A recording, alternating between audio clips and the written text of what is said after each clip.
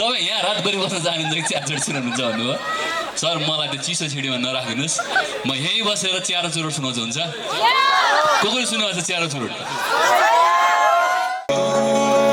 आन्टीले छोरा भनेर सम्बोधन गरेपछि मलाई चुरोट पिउने मन नै लागेन मैले चिया मात्र पिउने निर्णय लिएँ आन्टी ब्ल्याक टी गरिदिनुहोस् एकछिन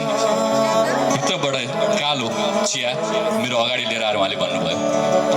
तिमी जस्तै छोरा थियो सुरुमा चुरोट खान थाल्यो त्यसपछि गाँजाबाट खै केमा पस्न थाल्यो धेरै नखा भने पनि मानेर आफ्नो जिद्दी गर्दै जान थाल्यो अनि आन्टी अहिले पनि उसले चुरोट खान्छ कि छोडिसक्यो मैले सोधिहालेँ आन्टीले जवाफ दिनुभयो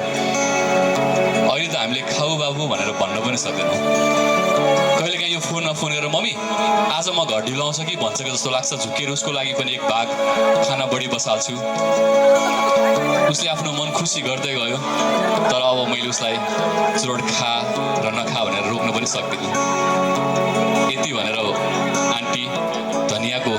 मुठु पखाल्न भित्र छिर्नुभयो मलाई थाहा छैन धनियाँको मुठु पखाल्न भित्र छिर्नुभयो कि छोराको यादले झरेका आँसु पखाल्न भित्र छिर्नुभयो मैले पत्तो पाउन सकिनँ चिया र चुरोट